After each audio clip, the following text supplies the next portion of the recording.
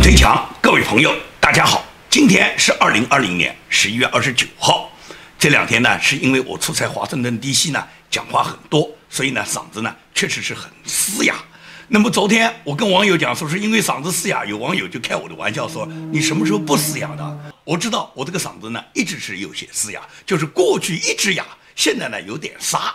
那么呢，请大家原谅，因为话讲的太多，所以说呢，可能表达呢有些地方因为嘶哑呢，可能不是很清楚，请朋友们原谅。我想呢，调整几天呢就会恢复过来。那么今天的节目主要是谈什么呢？那么还是谈川普总统他要排干华盛顿的沼泽。大家可以看到，川普总统他是一个政治素人，当他走入白宫的时候呢，可以讲他是没有团队的，也没有多少他的支持者，无论是民主党他的政治对手，还是共和党，他本来依赖的共和党的这些人，应当是对他支持的。但实际上，大家都看到了，这么几年来，共和党里面的建制派大佬是不断地去压制川普的。同时呢，这个华盛顿的沼泽太深，这些政治家们、政客们，他们实际上在玩弄着一种所谓政治正确的游戏。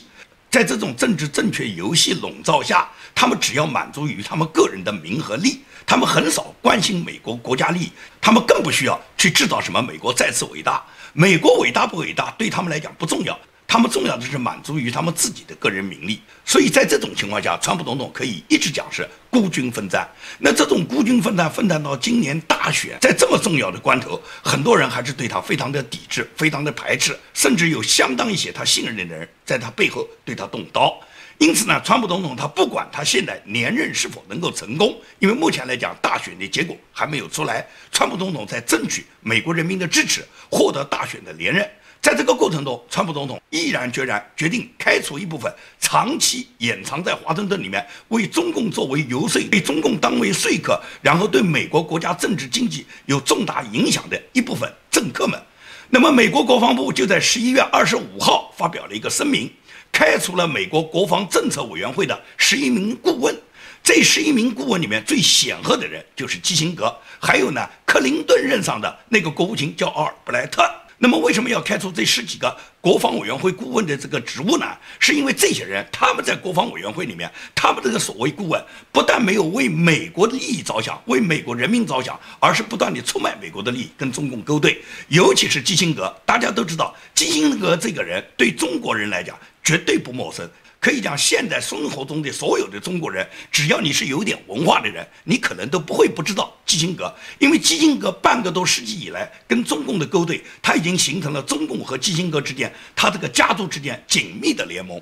基辛格是在毛泽东当时准备反抗苏联，跟美国伸出橄榄枝，什么小球推动大球之后，基辛格秘密访华，然后确定了呢尼克松总统，就是时任总统尼克松能够访华，跟毛泽东呢恢复中美之间的从过去的敌对关系呢恢复成友好邦交关系。在这个过程中，基辛格是作为得到毛泽东赏识的美国的国务卿，然后呢成为了中国人民的所谓老朋友。那么自毛泽东之后，邓小平也好，胡耀邦也好，赵紫阳也好，江泽民也好，胡锦涛也好，一直到现在的这个习近平也好，也就是中共在毛泽东之后的所有的中共最高领导人，没有一个人跟基辛格没有多次见过面，都跟基辛格打得火热。因为基辛格他实际上是打着美国的这个旗号，出卖的是美国的利益，跟中共勾兑。所以说这半个多世纪以来，基辛格他自己的家族赚了太多的钱，可以讲无数的亿万的财富。那么同时呢，基辛格出卖了大量美国人的利益，而且帮助中共在美国呢推行中共的价值观。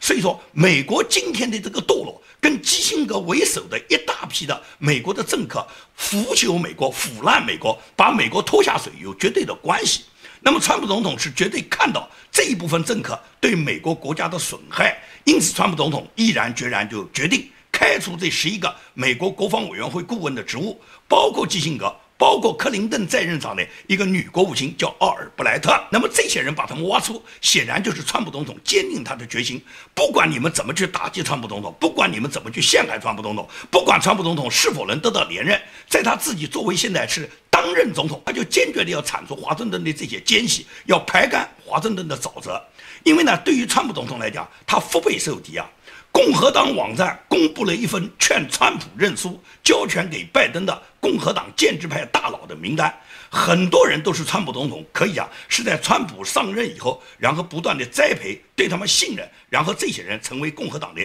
重要的领导人，包括很多州的州长嘛。这些人签署的这个名单，实际上就是对川普总统本人的一个背叛。我们在共和党发表的这个名单这个上面看到了很多熟悉的名字，包括佐治亚州州长布莱恩·坎普，包括俄亥俄州州长麦克·德维恩。这两个人，他们可以讲在本轮大选，尤其是佐治亚州州长布莱恩·坎普，他做了无数的对川普总统不利的事情。他把这个州里面所有的选票搞得如此混乱，让大选有多处的舞弊，而且他这个州长完全不作为，他就放任舞弊严重不公平的这个投选结果，然后希望把川普总统选下去。所以说他现在劝川普总统赶紧认输，赶紧交权，什么目的呢？也就是把他自己的所有不作为，导致了佐治亚州在本轮大选里面舞弊非常严重，而且他本人已经被多个大律师揭发他跟中共勾兑，获得中共巨额回扣的事实，他本人正在接受调查。所以他希望川普总统赶紧认输，民主党赶紧上台，民主党上台可能就不会追究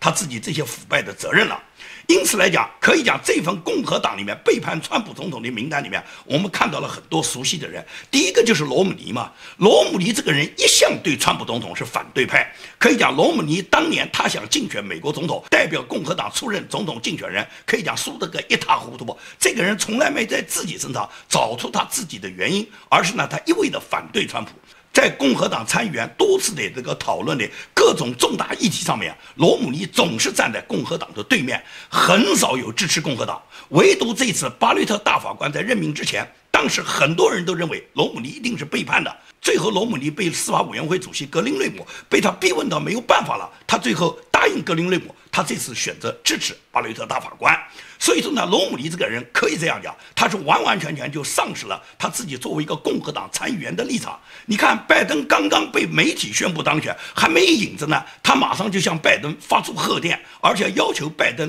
为他谋取在拜登内阁里面干一个部长，说是卫生部长。我真不知道罗姆尼你是几两重，你到民主党去献投名状，希望拜登给你弄一个部长，你就缺那个部长干嘛？所以说对罗姆尼这种做法，我真的是很鄙视。因此来讲，共和党建制派里面有很多大佬，他们都不断的去陷害川普总统的。川普总统可以讲是一个人力战群雄，所以说川普总统昨天在他的推特上面转发了一段视频，就是一头雄狮奋战一群猎狗。川普总统为什么要转这个视频啊？就是告诉大家，他本人现在是被无数猎狗撕咬，但是川普总统愈战愈勇，他一个人可以讲力排群雄。我相信川普总统最终一定能够获得胜利。但是呢，可以讲川普总统这么多年的努力是受到很多国际社会不但没有认可，他曾经帮助过很多人，这些人不但没有受恩于川普，反而对川普总统落井下石。很典型的就是蔡英文，我多次评判过蔡英文。蔡英文在最近的一次讲话里面，又再一次道贺拜登，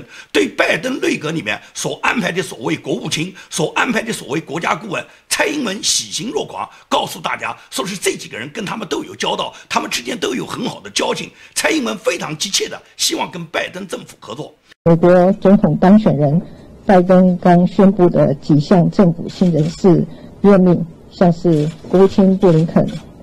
国家安全顾问苏利文，过去跟我们有面对面的互动的经验。我多次批评过蔡英文的短视，拜登政府只可能把台湾2300万人送上不归路。在拜登阻隔的这一操，如果拜登真的当选，在拜登执政的过程中，中共一定会武力统一台湾。可以讲，蔡英文完全没有居安思危。对蔡英文的批评呢，很多网友不服气，有的网友甚至呢对我进行挑衅辱骂，说是你评川普就评川普，你要谈人家蔡英文干什么？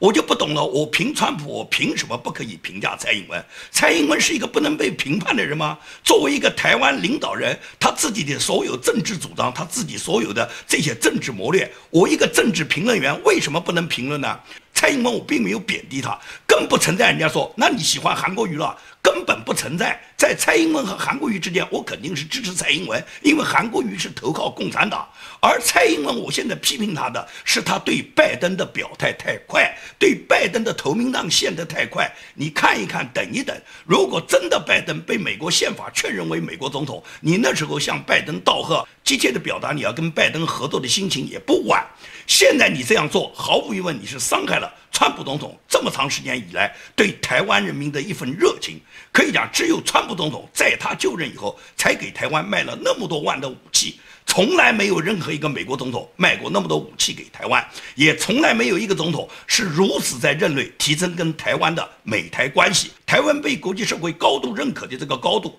都是美国对他的承认，都是美国对他的加强的关系的联络。这一切都发生在川普总统任期内。所以说，蔡英文他现在忙不迭的去向拜登献投名状，他落井下石，深深的刺伤了川普。可以看出，蔡英文是非常短视的，他没有胸襟，也没有才干，他不配成为一个政治家。蔡英文说白了，最多就是一个白左，他的白左表现是很典型的，也就是张口就是普世价值，闭口就是你好我好，从来不敢直面各种棘手的问题。台湾的生死存亡在拜登和川普之间如此显现，你难道看不出来拜登最终会灭亡台湾吗？所以说，蔡英文的这种做法，我对他毫无疑问来讲是有批评的。那些不服气的、不喜欢的人，你就绕过。你不愿意听我的节目，我没有勉强你来听。对你对我进行的批评，我完全不接受。因为蔡英文既然是政治人物，是台湾的总统，我建明作为一个政治评论家，我建明作为一个时登评论频道，我完全有理由、有资格去评论国际上的任何一个政要人物。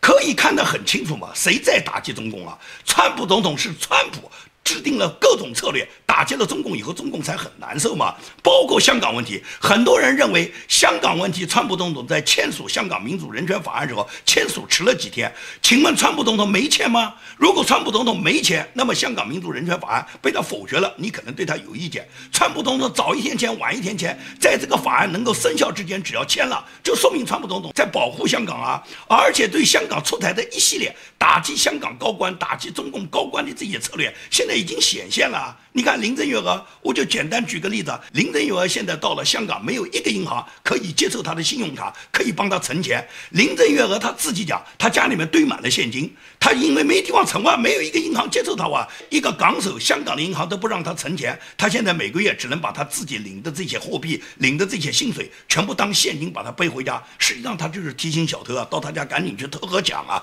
她家有的是现金啊，有的是银子，你们赶紧去啊。林郑月娥只有被偷被抢一次，当他大部分的现金被人家拿走以后，他才知道他跟着共产党混的结果就是他人财两空嘛。因为可以讲，林郑月娥一定是下地狱的人，所以对林郑月娥今天的这个下场是他活该，是他跟随共产党，然后最终被美国制裁以后，才导致的所有的银行，香港的所有的外资银行都不敢给他开户，都不敢帮他存钱，包括中资银行也不敢啊，因为中资银行也怕你接受了林郑月娥，林郑月娥是一个被美国制裁的人，当你给林郑月娥存钱的时候，很可能你的银行受到美国的打击，也就是取消你这个银行可以使用美元的待遇。一旦一个中资银行不可以使用美元，那这个银行除了破产还能有什么办法呢？所以说，川普总统对中共的打击，大家可以讲是历历在目的。最重要的问题是美国的堕落，可以讲，美国一旦堕落的话，全世界都黑暗了。美国的民主制度都得到破坏了，你觉得中国还能迎来什么民主制度呢？所以说，现在已经不谈别的，首先是挽救美国。美国的民主制度一定要确立，美国一定要回归传统的历史价值观。美国这几十年的腐烂，主要是民主党左派实行了美国的白左政策，尤其是对青少年、对下一代进行的白左的仇恨教育。这种仇恨教育已经污秽了美国下一代年轻人的心灵。我们看到那些球场上面很多美国的那些明星，当他们出场的时候，美国在放着国歌，升起着美国的国旗的时候，很多这些白左的球员，也就是受到白左思维影响的这些反对美国的球员，他们都是半跪在地下。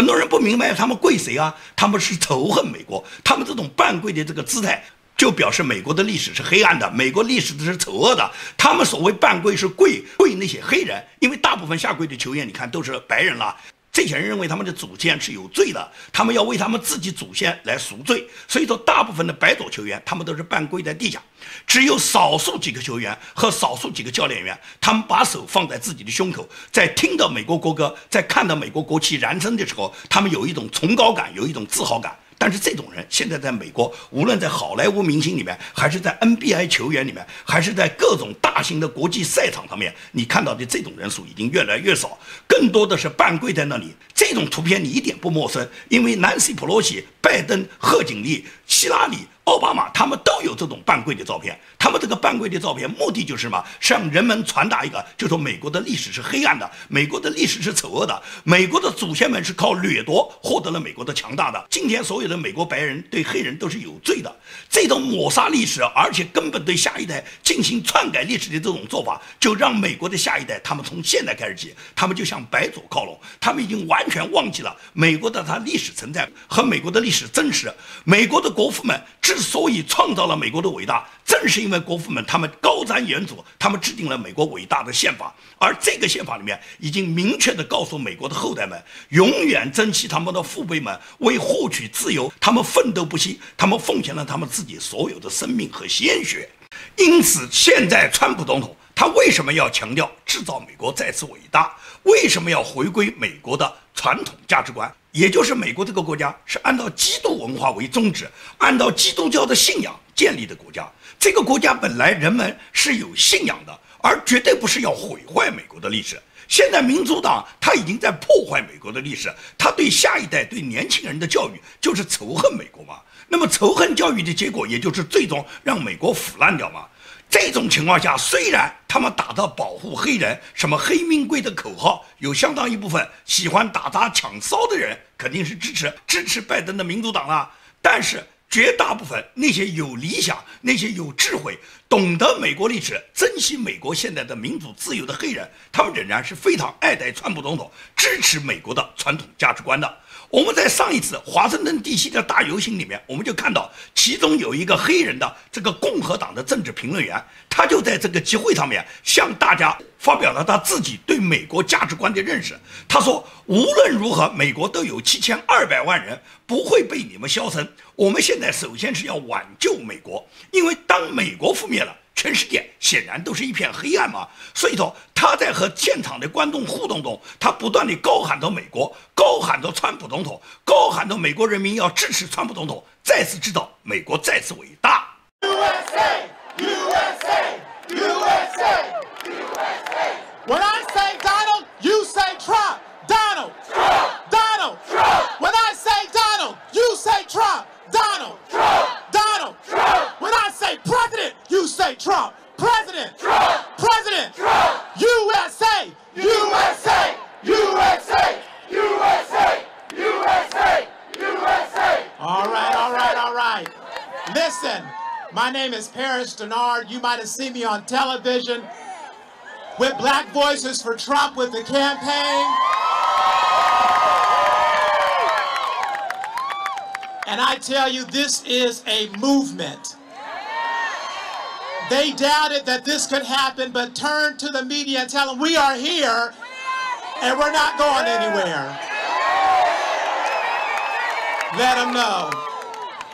Thank you to Amy Kramer for organizing this opportunity for us to come together and remind the world that no matter what the media says, there are over 72 million people who aren't going to be silenced. We aren't going to hide. We are going to loudly proclaim that we support President Donald J. Trump. We support President Trump's inclusive agenda that led to unprecedented support for HBCUs, school choice, lower taxes, deregulation, support for the unborn, and expanding our party, with the president winning the most votes for a Republican from minorities since 1960.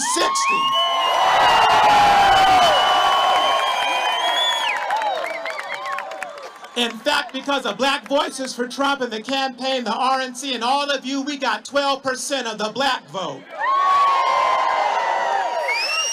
With an amazing ground game, we flipped 11 House seats and held the Senate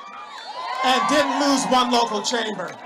你看到美国有那么多人民在支持川普总统，你就明确地知道，这一次美国2020年的这个总统大选，它绝不简简单单是白宫换一个主人的问题，而是美国两条道路、两种制度的根本对撞。也就是美国人民他们要捍卫他们的制度，他们不惜流血牺牲的。美国的宪法就保障了美国人民他们最终用枪来保卫自己的。1796年美国宪法第2修正案就明确的在明文中对全体美国人宣告，美国永远不会禁枪，这个为祖训，世代要严守。管理良好的民兵是保障自由州的安全所必须，人民拥有持枪和携带武器的权利，政府不可以侵犯。所以说美国独立战争大家都知道，美国的独立战争源自于莱克星顿的枪声啊，也就是美国的独立战争就是从莱克星顿他开枪打响的。美国人民热爱枪，就像珍爱真理和自由一样，他们在珍爱他们的枪支。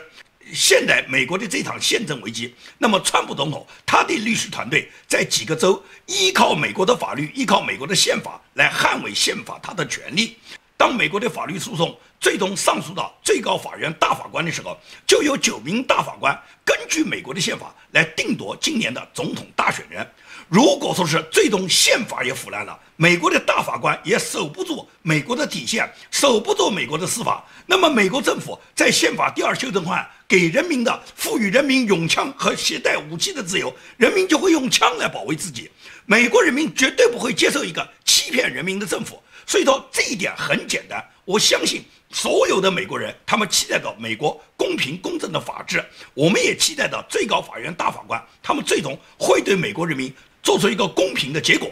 现在可以这样讲，拜登呢他是急于马上就要上台要组阁，拜登现在已经安排了他所谓临时内阁的很多人员，拜登就在他自己所谓被媒体宣布当选的这么几天，他已经发布了他这个上任100日的这个施政纲领。这个施政纲领里面，其中第1条就是提到要给1100万非法移民呢，要给这些人发绿卡，也就是大量的在美国现在正在申请绿卡、正在申请身份的人，他们轮不到。而1100万这些从南美，绝大部分是南美啊，从世界各地涌入美国的这些非法移民，拜登马上要给这些人发绿卡，让他们成为美国公民。这种做法对美国负责任吗？对现在正在美国合法申请身份的人负责任吗？那么拜登他为什么要这样做呢？拜登就说他要取消美国优先，他要全球化。什么叫全球化？全球化就是全球共产主义化，全球化就是把全世界那些所有的非法移民最终让他们涌入美国，除了给民主党投票，让民主党永远掌权之外，剩下就是把美国搞垮搞烂，让美国向委内瑞拉过渡，让美国变成一个新的南非。这就是民主党现在搞垮美国的信仰，破坏美国的基督文化，最终把美国向委内瑞拉化去转化，这是民主党的根本宗旨嘛。所以在这个问题上面，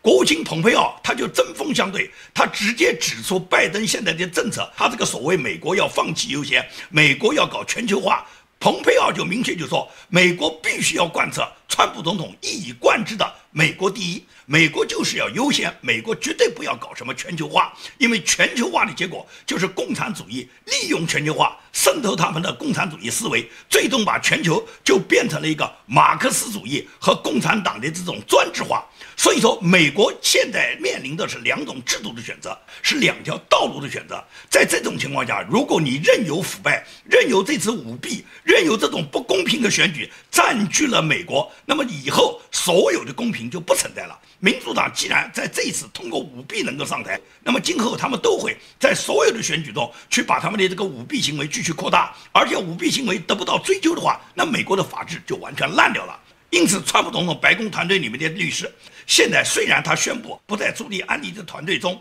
那位鲍威尔大律师他说他已经收到了买通作假和欺诈投票所付支票成功的照片。现在这个拜登他不是要去白宫，可以讲拜登要去白宫，实际上拜登就是白登，因为要去的不是白宫，而是监狱。这就是鲍威尔大律师他已经完全拿到了所有舞弊支付金钱的这个支票的成根，也就是通过收买选票或者是造假选票支付大量的资金，然后导致破坏了美国今年的大选。目前来讲，大选仍然没有结果，很多人在那欣喜若狂，祝贺拜登已经当选。这不过是拜登的一整黄粱。随着6个战场州他们的选举结果因为舞弊不能得到认证，那么最终就会上诉到最高大法院，或者是本州的议会可以取消州长和州务卿提名本州选举人的资格。像宾州现在就是这么去做的，最终由州议会推选出本州的选举人，也就是由本州的选举人团确定川普总统和拜登他们的选举人团的票数，也就是谁的票数超过270票，那么最终肯定是这个人当选。所以说我们拭目以待，现在大选还在继续，现在整个这个结果还不明朗，现在那些高兴太早的人你就别急着高兴，因为好戏还在后头。好，今天的节目就跟大家做到这里，谢谢大家。